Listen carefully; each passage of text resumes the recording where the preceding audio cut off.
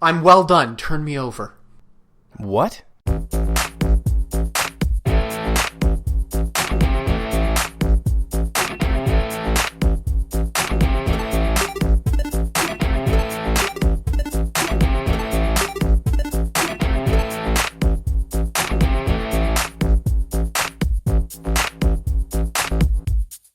Hello again, Chimi listeners. Welcome back to another episode of the Chimichanga Superstar Podcast. I'm your host, Kristaan, and with me today is the ever-so-curious Professor Elliot. Hello, hello. So we're just kind of relaxed. It's not really a huge, crazy show. No big theme, no big fun. Got some really cool stuff from E3. Oh, that's true. All those trailers and things are coming out. And gameplay trailers. Zelda. That's one of the ones I'm most excited for. And Pirates.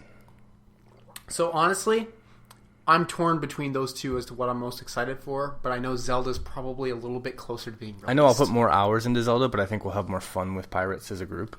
So in case people don't know, there is a game on the horizon, pun intended, called Sea of Thieves. Mm-hmm. We're gonna give you guys some really cool detail about that one here down the way here, but yeah, that's gonna be fun. I think we're gonna make some good content out of that. That's gonna be fun. Anyways, how's everyone's weeks going? Let us know on Twitter, Facebook, all that jazz. But, yeah, I guess my week's been kind of crazy. I haven't stopped working. You haven't? Yeah. We've both kind of had a crazy... I remember Saturday I took a sprint out to Los Angeles and then sprinted right back to come back to our dear friend's And Christian means party. that literally. He did not have a car to do this, so he sprinted. Yes, He I burned a lot of calories. What, that was like 5 hours? 5-hour sprint, yes. In both directions? Yes. Yeah. Fortunately, I was very flatulent, so it assisted. That helps. Yes. That kind of gives you that boost along the way. It's always good to have your afterburners at the ready. I do want to take a moment for the sadness. Let's get the painful Band-Aid ripped off. Last week we reported some sad news, and I guess I can't really say it's not the same this week. As I'm sure many of you know, a really great young actor from many movies such as Odd Thomas, Fright Night, and the recent Star Trek series, Anton Yelchin has passed. Not fun. Yeah. He was at the start of a very, very promising, huge career. Yeah, and he had something. Have you ever seen the movie, oh God, what's it called? Alpha Dog or Alpha? Sounds familiar. He plays a young kid. It's a true story, actually. A young kid who gets kidnapped. Okay. For just shits and giggles, almost. Practically a non-reason. Okay. Like his older brother owed money. Okay. And they kidnapped him, and it's this huge story about how everyone loved him, but he was still caught in this really fucked up thing. Yeah. It's a movie worth watching. Okay. He was amazing in it. Well, this seems to be the week that we're watching all the Anton Yelchin films. Yeah, we just watched Fright Night. It was your first time seeing it. It was my first time seeing Fright Night, him in Fright Night. That was my really first good. time passing out during it. I was tired. It's difficult to do unless you're really tired. Yeah, I was tired, and I had to be up in just a matter of hours past that. It was good, though, and I'm looking forward to watching more. Yeah. So I've enjoyed everything I've seen him in thus far. It's just a fucked up way to go, because It really is. And what I'm hearing is it's looking likely that it was the shifter in his car. Yeah.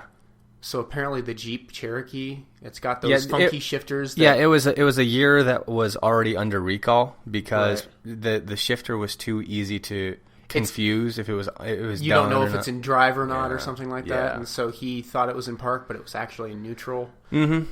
So it rolled forward. Unfortunately. That's and not good. It pinned him between his brick mailbox and his security fence and gate. Yeah. Yeah. That sucks. But moment of silence for a great actor gone.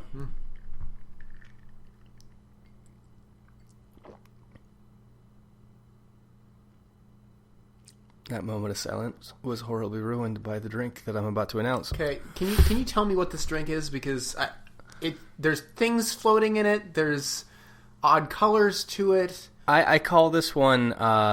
is that a stem sticking out of the top? Yes, that is. I call this one I don't have a fucking name. I was going to make some Red Hot Chili Peppers pun, but I actually did something really weird on the fly because we don't have a beer this week, and I threw some vodka and a couple of light mixers in with a ripped off piece of cotton candy. which was handmade by a friend of ours at a party recently. Okay, yeah. And I thought, there's nothing weird to that. I added a whole can of club soda. And so club soda, I watered it down just a little bit because I know that I'm going to be recording. I threw some ice in there, and I was not impressed. So I took a red jalapeno, and I chopped it and threw it in and let it soak for about an hour. That's It is extremely sweet, and then when you swallow, you get just a spicy. I'm not interested in trying that. Oh, well, I'm going to drink it because I made it. Yeah, I expect you to. Mm-hmm. That's what I would figure. You make the drink, you drink it. We should try to figure out how to name this thing. Yeah. It's sweet and spicy. Spice-a-beatus? Spice-a-beatus. I'm going to just claim we could play with that. I'm going to claim that one for now. We're going to put a pin in that one for now. Spice-a-beatus. We'll work on that. We'll add that to the list of horrible drinks I will invent on this show. I hope to hear that you may be building a recipe book or something like that at some point. I got something in the works, actually. That would be a lot of fun. So yeah, lots of fun, crazy stuff happened this week. Let's just hop into what we already teased about. Motherfucking 3, boy. That is exciting. So many new games were announced, things that I knew were going to be announced and just kind of wanted to see them finally, things that didn't even know about remotely, things I predicted on this show. The one I'll start with is my big prediction that Sony was going to take their brand, their ownership of the Spider-Man franchise, and they were going to go full force into a heavy-duty, big-budget Spider-Man game. Not a movie tie-in, but an actual quality game. Just a game, separate from everything else. Yes, and finally. That's good. And they actually got, I think, Naughty Dog's. I might be wrong on this one. Say that again? Naughty Dog, the developer. Okay. I believe it's them. It's the ones that brought Infamous 1 through 3, as well as the game that you and I have been enjoying, Sunset Overdrive. Okay. I can see them doing a really good job with the physics. Yeah. Absolutely. That seems to be the one issue with Spider-Man games, is getting that web slinging. Yeah. It really is always clunky. And it's super clunky, and the combat's always been a shit show, no matter how you look at it. But one thing I thought while playing Sunset Overdrive, and another point when I was thinking back to gameplay in Infamous, where you can grind on like power lines and rails and stuff. Yeah. I thought instead of actually like doing the mechanical swinging, what if instead there's like a preset kind of AI that you're in mobility mode or mobile mode or swinging mode, and as you're moving through, it's kind of more along the lines of you're technically on a rail that you still control within the guidelines of that so it's mode. An invisible track somewhere in the game. And Spider-Man's kind of doing his things and thwippings. It would give a lot more fun fluidity to the movement. Right. And if you give them the proper controls, like the dodges, the ducks, and all that jazz, you can dodge a wrench. I mean, you can swing properly. And I think it would be really good to give them that. Give us more of a cinematic feel. Give us a good story. Give us a good combat system. Right. There was one scene that looked really cool, and it was Spider-Man actually jumps into a coffee shop, and he's jumping from table to table, flipping off posts inside, and then leaps at the wall, or leaps at the window. But what was really cool is as he's landing on the tables and stuff is getting kicked off and flying off, one of the tables actually tips a little bit, and he has to like put his toe out to make it land properly. Oh, yeah, it looks like it's really thought out. Okay. The one big outlash though about that is that people are like, oh well, he's destroying things. What if there's something inside that window that's far more important than their latte? It's a superhero thing. Yeah. You can't overthink that. No. There's wasn't there a mini comic book series about the people that clean up after the superheroes that are superheroes themselves? Yeah, there's been a couple of those. What that one was called? I can't remember either, but there's been a couple of those kind of things. I love those little side stories. Like there's some that were about the writer Ben Urich who kind of just writes the articles about all the superheroes in the city and his perspective, and those things are always fun. Oh, there it is, called Damage Control. Damage Control. Yes. Yeah. So apparently, it's the idea is they hate the superheroes because they're the ones that have to clean up after the messes. Yeah. You imagine that video game? News article on the LA Times says something about Marvel's new comedy TV series Damage Control. Oh, did we just find something back on in air? October. So Okay. it looks like they're planning it. So Interesting. That could be a lot of fun. That could be fun. I always Marvel's thought that damage control. I wasn't too huge in the into Shield and Carter because for some reason the shows don't have what I'm looking for. They try Which to is? the story gets stretched out episode by episode. They try to make it a bigger thing, but then they try to do more cliffhangers. They and lose sight of the small things. and you have to throw fillers. Yes, exactly. But There things like needs that, to be a balance. things like that, where it's about the people on the side, like the damage I control love that, people, yeah. that would be a fantastic show. I'd love that. That'd be good. I had an idea for a story once, and I'll toss this out there if anyone wants to write it. Just send it my way when you're done, because Lay I'm it on, curious how Professor. you do it. I had this idea called Bystander, and it's just this guy who just happens to be nearby all of the accidents and the superhero incidents and the fights and the He alien just can't get invasions. away from it? He can't get away from it. He's just a normal guy. White collar, Right. sit behind a desk in a cubicle at his office all day, and he just happens to be around this stuff all the time, and he can't get away from it. I kind of dig it. Huh. He gets really like kind of downtrodden, like, oh my god, again. It could be that he's got a mutant superpower. It's just that he attracts that kind of nonsense towards himself. Or he's got some kind of radar that leads him to it against his own volition. He doesn't even realize it's happening. Yeah. He just happens to wander that direction no matter what. And one superhero knows and just follows him every day. Why are you stalking me? I must save lives. That'd be fantastic. But back on the Spider-Man game, one thing people are a little upset about is the new costume design. They went very far away from the original design. They did their own thing. He's got a big white spider logo. Right, I saw that. In the basic pattern is almost completely new and unique. And I'm cool with that. I like change. In fact, there's so many spider outfits out there that I was happy to see they didn't just do another one. Yeah, might as well differentiate. This one's unique. This one's itself. And the developers are very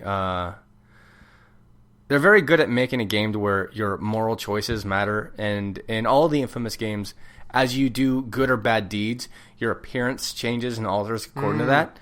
And I've noticed that the white spider on his chest and on his back is very similar to the symbiote costume version. Okay. I wonder if there's maybe some aspect of that in here, like as he's changing on a moral scale. That his appearance may change as well. That could be fun. Yeah, it could be fun. I honestly, I would trust this group. Me too. This is the group that I actually a long time ago said that's the one I want to make it. If they can't do it, then I'm thinking it's very unlikely anyone can. Yeah, I agree. I think maybe Rocksteady could do it. Okay. But I think most of the other developers out there would turn it into something not Spider-Man. Right.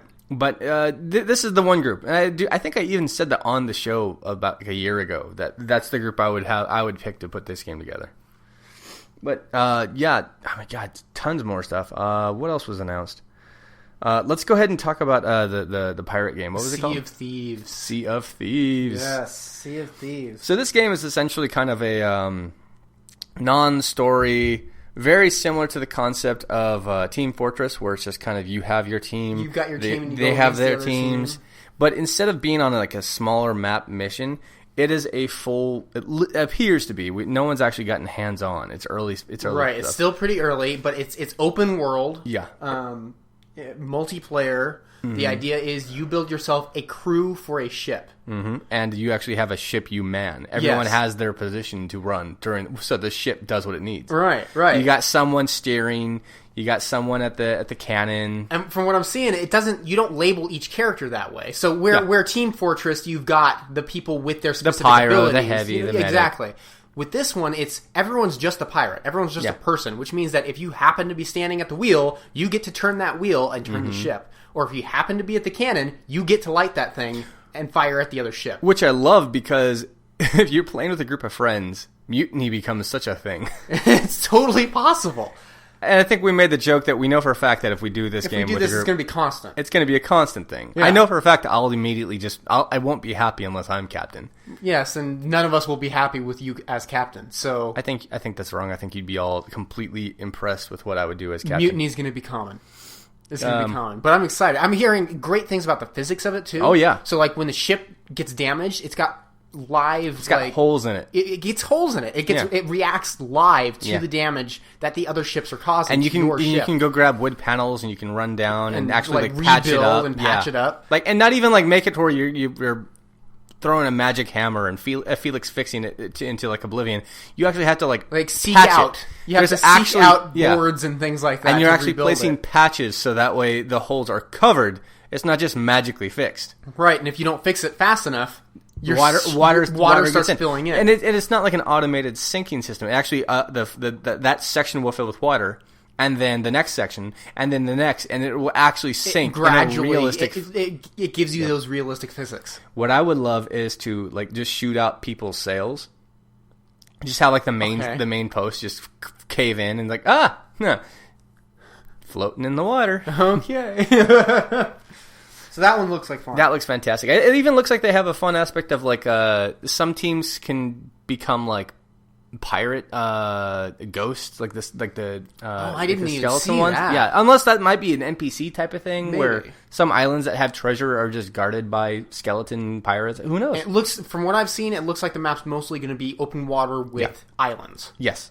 But they're also playing a lot of information close to the chest. We don't have everything we would want out of this yet, but we'll find out. They're saying they're hoping for 2017. Yeah, and if that's the case, here we go. And guarantee you, that's going to be something that I'm going to start recording footage on. Oh, yeah.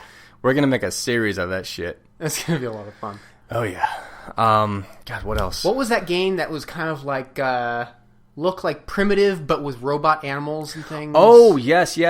I cannot recall the name of it. I think it's like Zero something. I should have actually brought up a list. Filling airtime while I don't. Well, I'm not Googling it. I swear. I'm. As far as name goes, I don't really recall. I have a huge list here of everything they got going, but I cannot find it. I think it's like Zero Extinction or something really bizarre. Something or other. I have that one. It struck me as visually impressive, but it didn't give me much in terms of gameplay to go, oh, that looks like a great game. It looks like it could become repetitive very quickly. It does. I've seen games like that before. I don't quite have the name. It's one of those really difficult ones to remember because it's kind of a dumb... Oh, wait. It's Horizon Zero Dawn. Oh, you got your list there. Okay. Yeah. Well, I have Google. Yeah. That's a interesting title, though. Horizon Zero Dawn. It looks gorgeous. Oh, it looks amazing. The visuals are amazing, but it looks... They didn't give much gameplay. No, they didn't. And so I'm not sure... It looks like it could become a beautiful but not very active game. Yeah. Like, fairly repetitive. Every enemy had, like, a button, like a secret spot you have to hit it. And... in order to get that, you have to throw like a stun thing at it, and then switch to a different weapon and do. It was the same thing, no matter which. It doesn't matter which enemy it was. It was the same process, but still amazingly gorgeous. And for example, it's kind of like the concept of like imagine the world dies and then nature takes over. But for some reason now, instead of any animals, they're all robots. Yeah, I'm not sure. It seems like that game could have some fun lore to it. Yeah, I'm more interested in the lore and the visuals, but the gameplay, I'm not sold yet. I think I might have to either see more of the gameplay, maybe see if there's some differences, some alternate mechanics, but no, not much. God, what else was there? There is the one game. The one game. Zelda. Yeah, Zelda Breath of the Wild. I already knew I was going to love this. They've been announcing this thing forever, since before I even started this podcast. But... They did say, oh, we're making a free world game. We're making an open world game. People were wondering what's going on. It was a boy Link, a girl Link. Blah, blah, blah. Well, first off, boy Link, we know. We saw him topless. Yes. But they did kind of keep him a little ambiguous, so that's kind of fun, fresh. True. But it's a huge open world game. What I'm seeing is it may be the largest game map of all time. Like the expanded map and the sections that they haven't shown us yet. Even as it is, it looks like it's going to be one of the biggest maps of all time. I know. I mean, just the demo they had at E3, they called the Plateau of Life or something like that. Yes. And it was huge. Just that alone. And that was one tiny It didn't have like a mountain. It had mountains. You can go up to the snowy peaks. Plains. You can go down to the open plains. You had like a castle that was all run down. And that was a small section of the total map. When they zoomed out... Yeah. I was shocked at how tiny that section of the map was. And then just in this little section, there's so many of these little shrines that you do to upgrade yourself, which Link has a freaking plethora of cool moves. That he does. Yeah, you could summon magic bombs. Well, there's the freezing the water to create ice blocks. You can freeze the water, make little blocks so you can get around things. Climbing mechanics. Oh my god. All right, so there's 2 new things in this that are game changers. Literally game changers. Literally game changers. It is changing the game. First off, Link has a jump button now. Link, in the first time of Link's own series, can jump. Which has never happened. Not necessarily... I mean, we've had, like, he can roll and hop things, but, like, a button to genuinely have control of the hopping and mobile mechanics of that. But even better is there's an endurance meter, which is used to control your sprint and whatnot, but more importantly, your grip as you climb. You climb trees, mountain climbing, and it's crazy. You have so much freedom. It provides more mobility within the game that we've never seen before with Zelda. And I think Zelda, of all the games, deserves to have that mobility. Well, my first thought when people started complaining that, oh, they're changing it too much, like, no, actually, they're going back to their roots. Yeah. The first Zelda game actually was... It was fairly open world. Oh, it was very open world. You can go to any dungeon. You just didn't have the tools you needed to... To get inside. Well, you could get inside to defeat anything, whichever one it was. Right. And now you have this huge open world with no necessary guidance other than an old man. Hark back much. An old man to kind of hint where you should go, but you could completely bypass that now and do whatever you want. It's fantastic. I'm beyond excited. And it's no longer just Link in a green tunic. You get equipment, much like Skyrim. Weapons. I mean, the Master Sword itself in the title card alone is pitted and bashed in and rusted. Right. Which now, leads me to believe this is so far in the future that the Master Sword is finally worn down. My thought is it's not worn down. So here's my thought. Okay. Master Sword has magical elements to it. Yes. You can't... And typically when you're going magical elements, they don't rust and age the same way that other things do. My thought is that it's a corrupted thing. It's not that it's age. Okay. It's just simply that there is some sort of corruption within it. And through the gameplay, somewhere, you can restore this sword to its former glory by removing whatever corruption happened. Well, what would be cool about that is kind of 2 things. One, the corruption could be the reason it's no longer indestructible and why it looks so damaged. Right. But what's really cool is the weapons in this game that you pick up, such as a sword, a woodsman's axe, a club, a maul. Right. They all have damage that they take, and they could break over time. Right, yeah, I was noticing that in the I like gameplay. the concept of if you get the Master Sword itself, it doesn't break. It just keeps going. Yeah, but if you get it as it is, it's all rusted, then it's less damage, and then it improves over time. Sorry, I got a spicy seed in my throat. God, this is the worst drink I've ever made in my life, and I'm going to drink the whole thing. Anyways, it would be fantastic to see that there's no damage taken to that sword. I think that would be the way to do it. Yeah, it gives that sword more of a impressive feel. It takes damage when it's all rusted until you get rid of whatever is corrupting it. Yeah, that'd be great. I would love that. I would absolutely love it. This game looks to be a great installment to the Zelda with series. You, the professor of adventuring, it's a game you can just go wander and adventure in. Yeah, it's totally up my alley. Though I am a little interested in the concept of finally playing a Link that can wear a full suit of armor if you so chose. That's right, because you can just pick stuff up and start... Yeah. That's going to be cool. In fact, there's even a short clip in the trailer of Link wearing this big white armor. That was pretty cool to me. I lost an idea of what I was going to say. Can I jump in? Yeah, please do. Okay, I just found some news here. And this is much more up your alley than mine. Okay. But I think you'll be very interested to hear some Power Rangers news. The Power Rangers reboot, the person who will be playing Zordon is confirmed to be Bryan Cranston. That is fantastic. Bryan Cranston, who was also in Mighty Morphin Power Rangers. Wait, he was? Yes, he was. He provided the voices of Snizzard and Twin Man during the first season. No shit. Yeah. So he gets to return to Power Rangers as Zordon.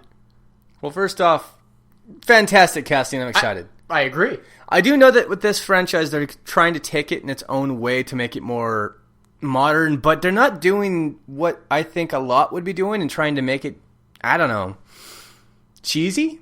Okay. It doesn't feel cheesy so far. I mean, the my big complaint right now is that the females have high heels and the males don't. But right, that seems to be a trend in Power Rangers in general, doesn't it? I mean, it's not like they're breaking form with that. Not really, no. I mean, they could. It'd be nice if they did. Yeah, and moved away from it, but it's not like it's changing anything.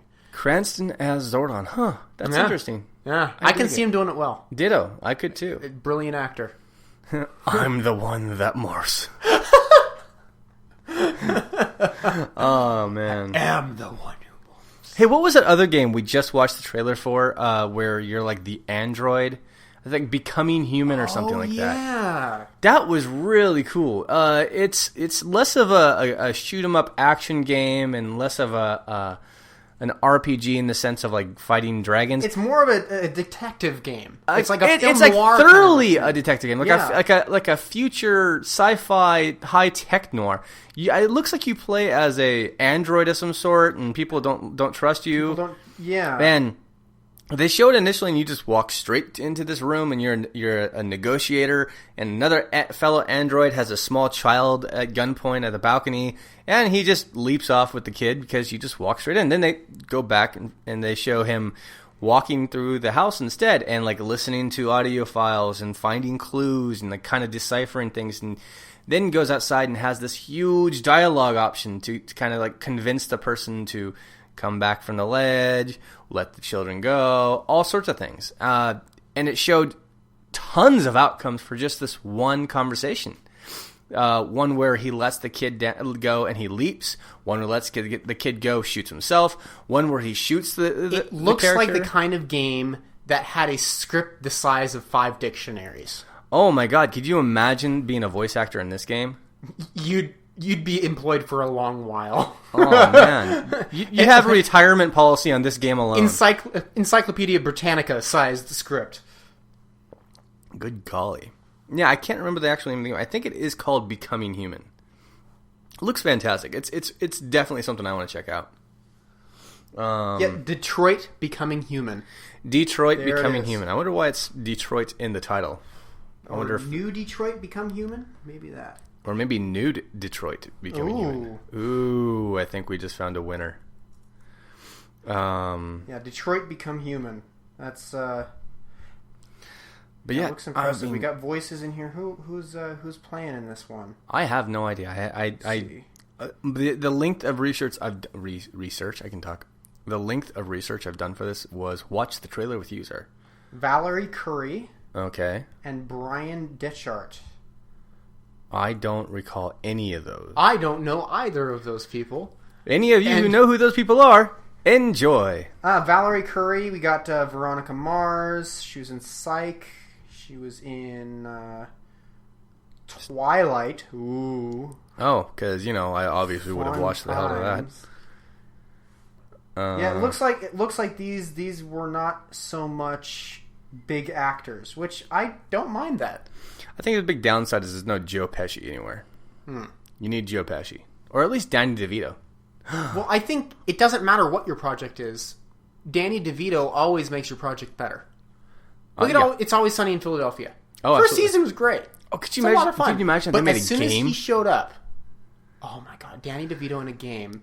Have you seen the trailer, the fan trailer for the Pokemon game where Pikachu is voiced by Danny DeVito? Yes. Oh, I want that game. Detective Pikachu. Yes. Yes. I want that game. Another crazy one that came out, no one knows anything about what the gameplay is going to be like. Okay. Hideo Kojima, he left Konami, or Konami left him, however it went. Something happened. And he was in the middle of making the new Silent Hill game. It had the Walking Dead star Norman Reedus attached to it. Well, that game is not happening now. Right. But Kojima, right before E3, posted a picture of himself drinking and sipping from a cup that says Konami Tears. Okay. And then shortly after that, a teaser trailer posted of a game called Death Stranding or something like that. Norman Reedus is in it, and it's the weirdest fucking game trailer you'll ever expect. Norman Reedus is laying there on the beach naked with weird tentacle shit all around him and a baby, and he picks up the baby, which is also naked, mind you. Okay. And they're staring at the beach, and he's scared, and he's crying. But then it pans down, and he's got like a C-section scar on him, and then he stares out at the beach, and he's like, "What the fuck am I looking at?" Yeah. Huh. They should have called it Mindfuck the Game. Yeah, that would be good. But you know what? Comes Norman with its Reedus, own file like of that guy. PCP. So Yeah, I do too. Let's wait it out and see what happens. God, what else is there? Days Gone. I don't know a whole lot about the story. It's basically a zombie survival game, but you play as a bunch of bikers. Right, and the gameplay looks very different. The gameplay is amazingly different. All the other zombie games out there are pretty much it's walk in the morning, thing. shoot him in the head. This is more like a swarm or like full sprinting. It comes in a wave. Yeah, I mean, we're talking like hundreds of them at once, sprinting. This is like the movie version of World War Z. World War Z, yes. Or 28 Days Later kind of zombie type like thing. they're sprinting, and the character in the gameplay demo was in a train yard, it looked like, and he's like running between trains, crawling underneath, going into the carts, jumping out, climbing up on top of things, and they're all just unending, and he's just dumping ammunition into them, and they're falling because it looks like they fall really easy. It's just there's so many There's of them. so many. It was endless. And then finally he kills the last one, and you're just like, Jesus Christ! I'm interested to see more variation in zombie games. Yes. Because right now there isn't much. No, and I think this is the possibility it's of it very being one. typical. There's a lot of cookie cutter when it comes to zombie games. Speaking of cookie cutters, Resident Evil 7 was announced. Okay. I didn't follow into this too much to be able to talk about it because I haven't really been as interested in the franchise because of recent games. They're talking about how it's all in like going back to the original style and all that jazz, and it's going to actually take place in a residence, sorry. But all they had is a playable tech demo of like the graphics and what they're going to have. But but they had it in like a VR setting instead. Okay. So I don't know if that's going to be. They did say flat up, this is not part of the game. This is created just for the convention. This is not even the characters are in this demo or in the game. The gameplay is going to be different. So why develop a demo for a game that's not going to be the game? It just bugged the shit out of me. That's difficult. But as far as VR goes, there's a bunch of other cool things. Sony has a cool VR system of their own coming out, and they're boasting how Final Fantasy 15, Star Wars X-Wing, and Batman Arkham is all going to be in VR mode. Which one person wrote an article about doing the Batman VR and took it off and said, "Oh my god, I've said things change gameplay." Right. But he says this is it. This is the first time he felt everything is new again. He said he hasn't felt this way since he first played a game where you push buttons and things happen. You know, it's funny, we've been pushing the VR for such a long time, but it's only just this year, really, that we've been able to get to a point where VR was functional. Yeah. I remember 12 to 15 years ago going to like a science museum, and they had a VR system there, and you put it on, it was bad. Yeah. It was really bad. And they're like, look, it's the future. And if this is the future, I'm out. Yes. I will read a book. But now we're here, and it's so much better. I'm really excited. I know that Samsung's sending me one of their little 3D sets so I can play with it. I'm excited about that one. But I don't know. I think it's going to be pretty fucking cool. Another really cool one that I was really excited for was God of War 4. I've been announcing it and pushing it and predicting it forever and a half. Everyone thought I was crazy back when God of War 3 came out. But here we are. We have like a 10 to 20 minute gameplay demo of Kratos with his son, of all things, walking through a Norse environment, fighting things that are screaming about Valhalla, and he's got a giant ruined axe. I was right. Yeah. God damn it, I was right. Yeah. But it looks, oh my God, but it looks amazing, doesn't it?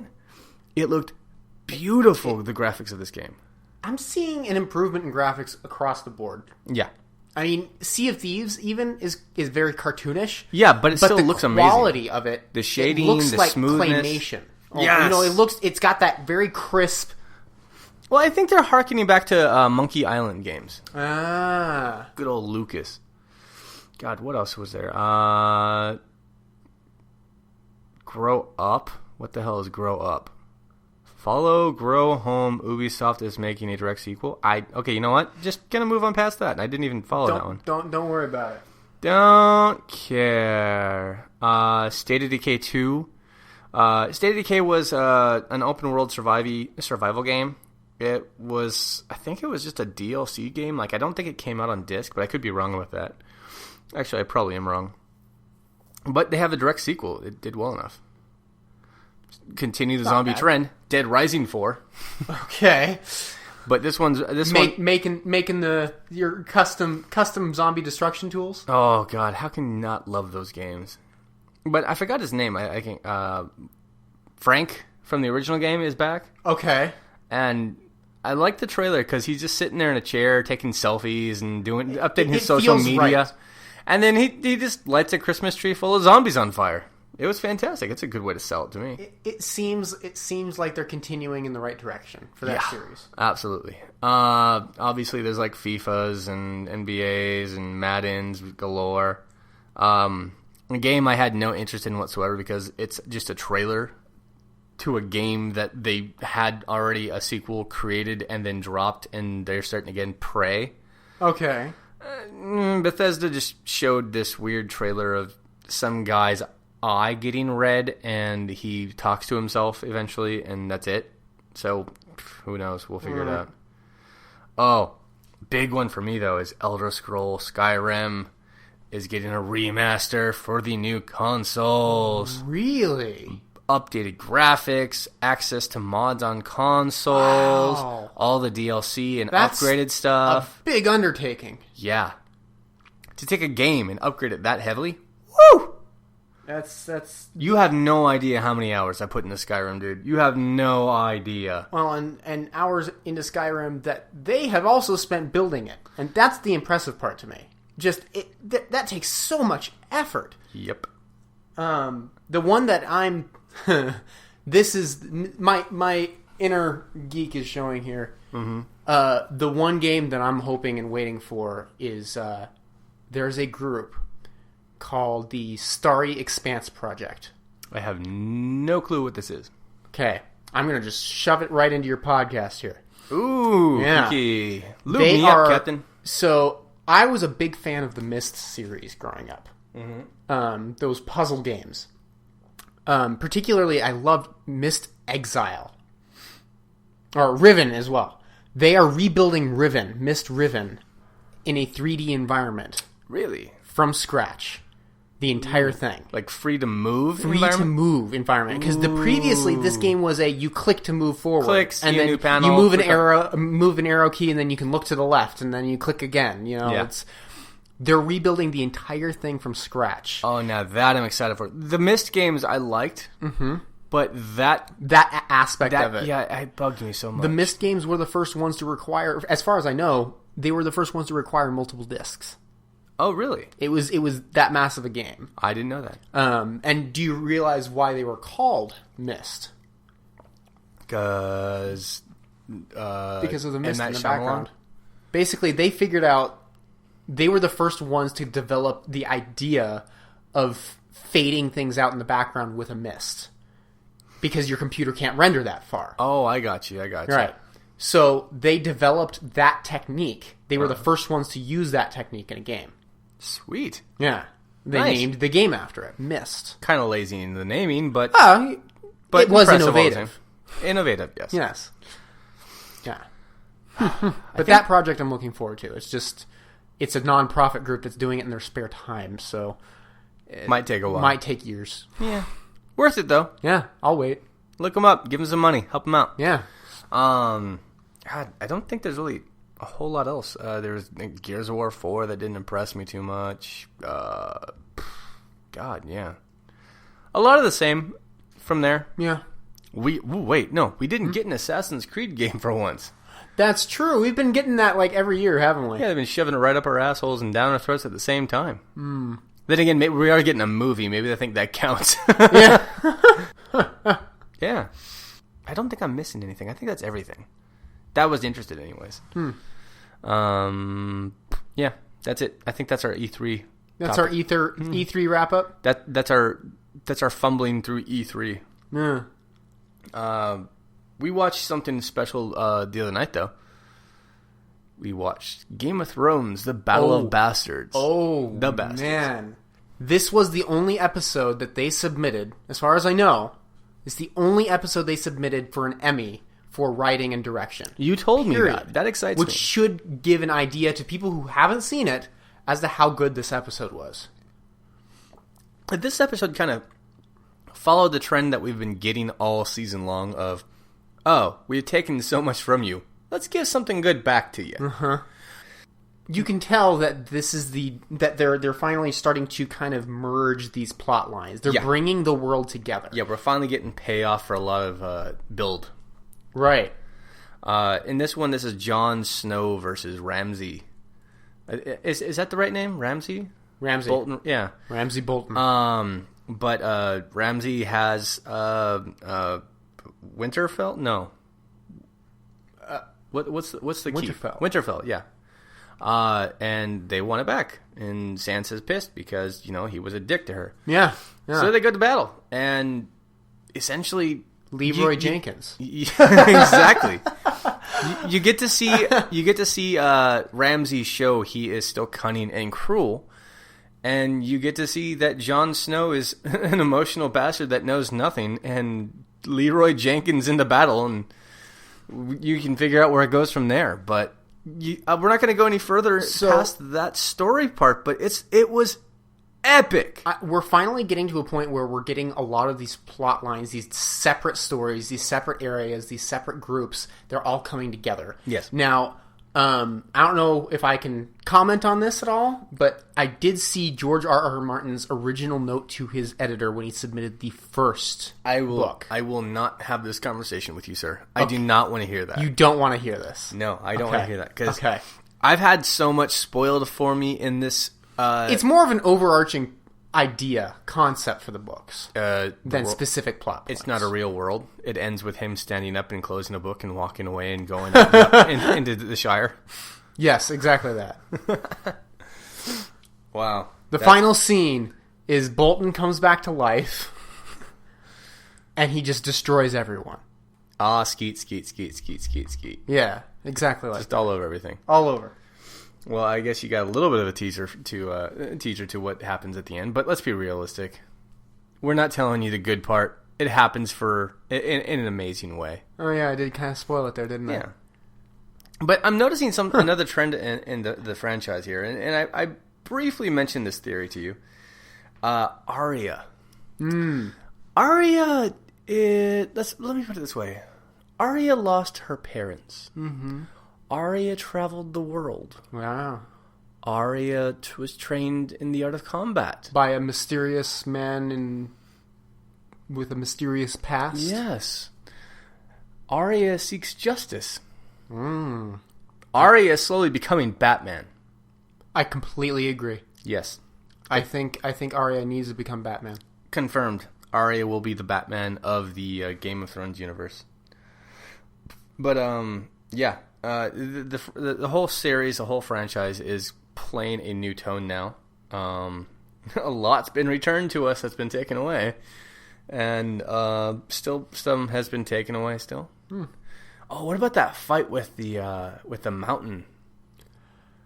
Zombie Mountain. Zombie Mountain is something else, but he won't be playing much longer.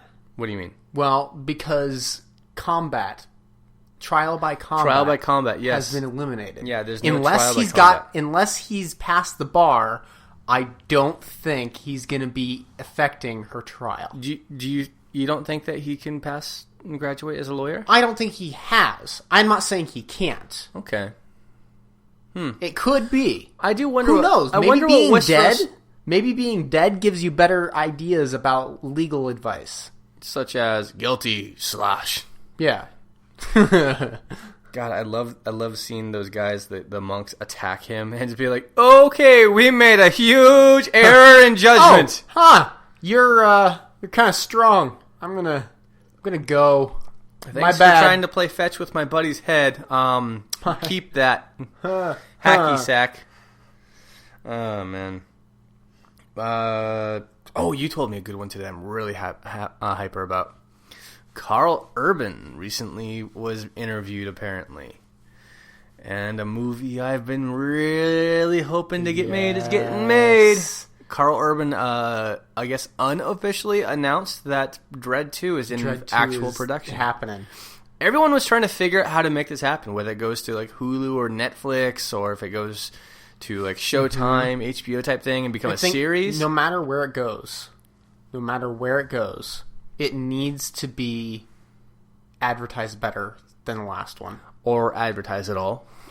There you go. Yes. And maybe remove 3D from the title. Was 3D in the title? I believe that's how they were advertising it initially. Though the 3D was good there. Especially the slow motion 3D. It's one of the few movies where the 3D is good and it actually adds to the film. But advertising it as that, saying that that's why you should... I don't think that's the way to go. I actually thought that... Ooh, spicy sweet. Oh, this is a horrible drink. It's, you said spicy diabetes? Spicy-beatus. So it's the Wilford Brimley. It's the Wilford Brimley, yes. There we go. I made the Wilford Brimley. All right. And I don't think I'll make it again for myself. Okay. Anyways, you fucked my brain up. Oh, fucking brains up. That's it. That was exactly what I'm talking about. Yes. I think the entire movie should have been in 2D, except for when someone takes a hit of the drug. You should be prompted to put your glasses on, and that's in 3D. Interesting. I don't know that you even need a prompt to put the glasses on. No, like every time... Just have it on, and then it turns 3D in those moments. Well, I don't think that the glasses work that way. Don't you get kind of the skewed vision when it's otherwise? No, you just have in the 2D version, the two frames that you're seeing at the same time are the same frame. Cool. Good enough. Easy. Yeah. Well, there you go. Do that for the next film then. I'm down. I'm giving that one away, guys. Take it from me. It's all yours. Come on, Hollywood. Get with it. Obviously, Christian Barrick here is the guy you need to be talking to. Well, they keep taking my shit anyways and doing it. True. I keep calling shit. God. I know I sound like an egoist, and I am, but god damn it, I'm always right anyways. But yeah, no, I'm super hyped for that one. I am super fucking hyped for that one. And there's no fucking Sylvester Stallone in it. Something else really cool. Okay. Justice League.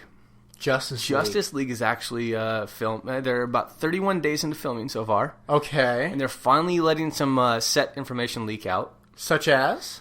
First off, the tone is much lighter than Batman v Superman. Okay. And that seems to be a part mostly of the Flash.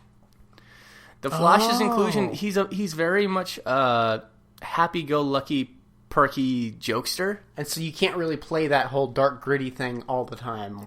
I'm willing to bet that the world around is gritty, but it really only takes one bright light to make everything, illuminate. One scene in particular that's being described is where the Justice League is up on the roof talking to Commissioner freaking Gordon for some reason. Okay. And Gordon turns around and everyone just disappears. And apparently the Flash is just standing there looking around like, so they just left like that, huh? Yeah, that's rude. And he just dashes off. That kind of thing. And another scene was apparently Barry Allen comes home to his apartment to see a very well-dressed Bruce Wayne sitting in his apartment, and he doesn't know who he is. They don't know each other, and he's kind of sitting like, wait a minute. Who are you? Why are you in my house? Oh, well, I came to meet the Flash. Oh, I don't know what you're talking about. So Bruce Wayne puts all of his cards on the deck, so to speak, by throwing a batarang right at his head. Whoa. And the Flash just kind of steps around like, what are you doing? That's a bat-erang. This is Batman. You catches it and goes, you've got to be kidding me. Those kind of scenes are fantastic. I'm loving this. But apparently Batman himself is going to have a lighter tone as well. They're saying that because he was so angry at Superman, and then Superman sacrifices his life. Spoilers. Thanks for that. Yeah. Let's be realistic. He's in Justice League. We know he's not dead. And plus, when is Superman ever dead? He's Superman sacrificing his life for humans after Batman was claiming he's going to destroy humans. Changes his perspective, and he feels he needs to redeem himself and how far he's let himself go with how gritty he'd become. So apparently he's got a much lighter tone this time around than he did in the previous film. I think in terms of production, executives are noticing that the dark and gritty isn't doing as well as it used to. They're noticing that there is a trend against that now. When you're involving all the heroes in the one big lumped universe, dark and gritty doesn't work. No. When you're doing Christopher Nolan-themed Batman with Heath Ledger... That's a very specific thing, though. Because different characters have different feels to them. And exactly. So you can't do a dark and gritty fill in the blank. Meanwhile, we have... Batman, that's dark and gritty. Yeah. It works. It is. Because that's the character. But this isn't Batman. This is Batman with the Justice League. This is a different thing altogether. Which, speaking of which, did you hear Willem Dafoe's character in Justice League? Yes, that's what I was actually going to move on to. Beautiful. Tell us what you got. Well, gonna be Volko. Yeah. How cool is that? Do you know who that is? Atlantis researcher, and he's kind of like the he's like Jarvis for Aquaman, Royal Concierge or whatever his title is. No, he's got like magic to him too, right? Most of Atlantis does. They don't really work on science per se, but even though in some writers they do, it's kind of like this weird, like the Asgardians from Thor, where it's like it's magic to us, but really it's just technology that's been forgotten over the ages or something like that. You guys just don't understand. Got it. The hipster version, hipster technology. But yeah, bringing Dafoe in. Meaning that Dafoe's possibly going to be in on the Aquaman film as well. Wouldn't that mean that now he's in two universes as well? No, well, yeah. But... Because he was in Spider-Man. But that universe is gone now. True. But I'd still say he's one of the few to be in Marvel and DC. Yeah, and there's some others that have made the bounce too. Mm-hmm. So it's not like he's the original OG that switches over. Right. But there's nothing wrong with that. Mm-hmm. Ryan Reynolds. I just think it's rare. Ryan Reynolds was Deadpool and Green Lantern. True. Let's see. The overall plot seems to be based on the great editing, by the way, Warner Brothers. The 3 mother box cubes in the deleted scene of Batman v Superman, where the big bad guy Steppenwolf has these 3 cubes, and then more of the issues with the fact that they just cut the hell out of that movie. Yeah, they literally cut the majority of the plot of everything, including plot that they plan on using later. Yeah, exactly. Including which they screwed themselves. Which I've got it coming. I've ordered it. The ultimate version of Batman v Superman. They're saying that they cut so much goddamn dialogue of Superman that they changed the character practically, and everyone is actually liking the movie without all the extra cuts. That the studio, not Snyder, who's taking a lot of the heat from the public. Right. It's the studio came in and edited. Well, it came from... the runtime initially came out at about a little over 3 hours long. Oof. And everyone was like, I don't want to sit there for 3 hours. Right. Yet, the studio hears this and freaks out and says, oh, well, let's fix that. Let's just cut it. Yeah, let's cut it up. Well, we can't. We've worked hard on this. Mm-hmm. Well, everyone wants to see Batman. We've already got Superman introduced. Let's just cut his dialogue. And let's cut all the extra bullshit. Like that thing. No one knows who that is. But that's lead up. Well, fuck it. We'll figure it out. They're trying to follow Marvel's current success, and they're doing so poorly. Which they shouldn't do. They should do They need to make their own system. The only thing they should pull from, and it's discussed on previous episodes, Marvel has Feige, who is basically the overall, like, he's in charge of saying yes, no, and he is the key holder to all of the continuity. Everything is how everything's connected. I don't think that DC has that. Originally, they've Nolan got a bunch of individual groups all trying to create different individual projects, which means that you get this weird amalgamation that doesn't necessarily fit. Yeah. Originally, Nolan was going to hop over from the director's chair to the producer's chair and be that guy, but he's not involved that way anymore. So they don't have that. They don't have that attachment. But back on track, the 3 cubes were supposed to be the 3 mother boxes that are hidden throughout the planet that can bring forth Apocalypse and the Dark Side and blah, blah, blah, blah. So Steppenwolf is apparently the big baddie that's trying to collect all these, and the Justice League has to basically say, no. One apparently goes to the Amazons, one's in Atlantis, and the other's hidden in ancient human stuff. So, yeah. That's the overall plot so far that we know. And Wonder Woman and Batman are collecting metahumans, such as Aquaman, Cyborg, and Flash. Which Cyborg's costume is absolutely unknown because... So we haven't seen any of that yet. It's CG. Oh. Also, no one has seen Cavill on set DC did very poorly with one CG character. Well, let's be realistic. This is Cyborg. And it sounds like they're going for kind of a Transformer vibe with him, that he's always shifting and changing. So it makes some sense. Yeah, that makes sense. Also, to be honest, Zod in Man of Steel was all CG. He wore a skin-tight gray suit that was one of those mocap suits. Oh. And the armor he was wearing throughout the whole thing was, in fact, CG. Right. So it worked fantastically then. It just needs to be done well. And that's the thing with CG. Yeah. It's you don't notice it unless it's bad CG. And when it's bad CG, it's really bad CG. CG is used in movies everywhere, including like really simple things like someone tosses some paper into a wastebasket. Yeah, if they didn't like the way it looked in post, then they redo it. In CG. Yeah, and you won't even notice. Actually, the funny thing is, everyone complains about CG being kind of funky dory and really difficult to work with because it's so expensive. Let's be real. You get the entire cast and crew back on location after everyone's already gone home, you're done, you're wrapped. Right. That costs a lot of money. That's true. So, while it doesn't cost as much as if everyone's already gathered and there's already people on set, and the filming's already done. It does tend to be a lot easier to have a group rebuild the part that you didn't like. Yeah. It just makes more sense with modern technology. Yeah. It's not a waste in the long run. People who don't know the industry get a little uppity and pissy. Mm-hmm. There's no reason for it. Even Mad Max, the recent film, used heavily used CG.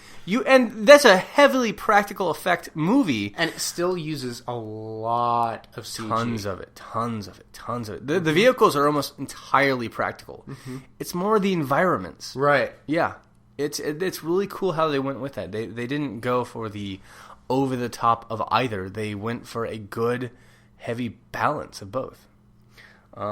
See, is there anything else? I mentioned briefly that Superman has not been shown in this, right? But he's in the concept art. We all know that Henry Cavill's been on set a lot. Okay. He's back in Superman physique. You know, he worked out, got good and ripped for it. But no one has seen him on set. No one has seen any of that, and we're really thinking. Here's one theory out of 3 I have. Okay. Steppenwolf reanimates Superman. Okay. Which has been done in the comics many times as a puppet, who eventually fights it. Imagine instead of Steppenwolf being the big bad guy that fights everyone, because we're going to have Apocalypse, who is practically fucking unstoppable in the comics. Instead of Steppenwolf being the big bad tough guy, he's more the general, perhaps, the thinker, the leader, the military expert, and he has his I don't know, apocalypse demon things bring back Superman as an agent for them or as a puppet. Imagine the whole Justice League having to fight off Superman and be like, God damn it! Don't be so tough! I find it interesting that in both Marvel and DC, there is an apocalypse character that seems to be unstoppable. In this one, Apocalypse isn't the name of the character. The character is Darkseid. Okay. Apocalypse is, in fact, the planet that he rules. I see. He's pretty much a goddamn god. Goddamn god. But yeah, I'm really looking forward, especially how they're going for a more fun, lighter tone. That just harkens to yay. So, yeah. There's all of my rants, there's all my notes, there's all the shit I randomly put together for no apparent reason. I do believe it's about time to see about maybe a smart shit. Smart shit? Yeah, right. With well, you're already my guest. I don't have to introduce you. You don't have to introduce me. Still, I'm here. It is still Smart Shit with Professor Elliot. Yeah, it's still your segment on my show. I don't know how you seduced me into this one. Give you a whole chunk of my shit. So today, it's not on the... it's a little bit more of I found a topic that I think fits you well. I found your patron saint. Sweet. So, I learned the story recently of Lawrence of Rome, Saint Lawrence. Saint Lawrence. He is the patron saint of chefs, firefighters, and comedians. Okay. All of those things are related to how he died. Also, all three of those things are things I wanted to do when I was growing up. So this is highly relevant to your scenario. Okay. So, his martyrdom begins back in the year 350, long time ago. Okay. As best we can tell, what his story is, he was in charge of the material goods of the church and the distribution of treasures and things like that to the poor. Okay. Someone comes up... My kind of dude. Yeah. Someone comes up and says, hey, give me your treasures. Give me the treasures of the church. And he immediately turns and says, here are the poor. These are the treasures of the church. That guy didn't like it so much. And so he heated up a large gridiron, put coals beneath it. Hot. Had Lawrence's body placed on it. Still hot. And grilled the man alive. Too hot. The legend continues that after he had suffered for a long time on this gridiron, St. Lawrence looks up and says, I'm well done, turn me over. After they turned him over, he died. So it was at that point that he became the patron saint of chefs, firefighters, and comedians. I need to make a shrine in his honor here in the studio. I think that would be brilliant. Yes. I'll see if I can find you any relics. Fantastic. Create a reliquary. I'm probably going to be up late tonight researching this guy. It's fantastic. I love it. Yeah. There you go. Well, cool. The patron saint of Chimi. Doobity-doop, boop, boop, boop, boop. Smart shit with Professor Elliot. Oh, thank you. We'll make something eventually. We'll make a theme at some point. I'm lazy and I don't know what free time is. That's pretty cool. Patron saint of Chimi. I do think that's kind of a wrap for us. I think we're going to end on that. Anything coming up you're wanting to talk about? Anything you're going to be doing? Well, by the time this comes out, I may already be there. I'm going to be going to VidCon this week. No, VidCon actually will be after this airs. Oh, well. This will air on this Thursday. Well, we haven't shifted back to our Tuesdays. Well, in that case, if you're going to be at VidCon, hit me up. I'm going to be there with a big sign in my adventure outfit. I'll have a sign that says, Let's Talk Adventure. Come up, say hi. I'll be there Thursday, Friday, and Saturday. Didn't you say something about making your mark on all of your followers? Yes. If you come and find me, I have a stamp, and there is a chance that you could win an adventure with me. Ooh. So come find me at VidCon. We will chat. Fantastic. I wish I was going. As for me, I think I've announced this already before, but this is a hard announcement. If you are a fan of the show and you would like to meet me and perhaps even, go on a short date with me, enjoy some pizza, I'm going to be dating around town and sledding my way through San Diego during Comic-Con. Oh Yeah, my. I know you all thought I'd probably go into the convention and do shit, but tickets are fucking expensive. They really are. So, if you want to find me, I will be posting a lot of information on my Facebook, Twitter, Tumblr, all of the above, Grindr account, whatever you follow me on. Ooh, I should make a Grindr. That'd be great. Save that one for the future. Future episode. Da-dun. No, seriously, I'm going to do that. But yeah, I'll be at Comic-Con. You can find me if you know what to look for. We'll have some fun. I'm going to be bringing some friends in.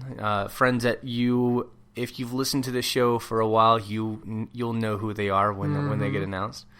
But yeah, we got lots of fun stuff. Look for the Professor. Look for me. Look for everyone. But yeah, that's all the time we have. Thank you, Professor, again for joining on my show. Thanks for having me. And thank you all for listening. If you like this episode, please like, comment, subscribe, and I don't know, share it with your boss at work so that way you can get fired for the things you listen to. They understand your weird shit. I'm your host, Christian. May the awesomeness be with you.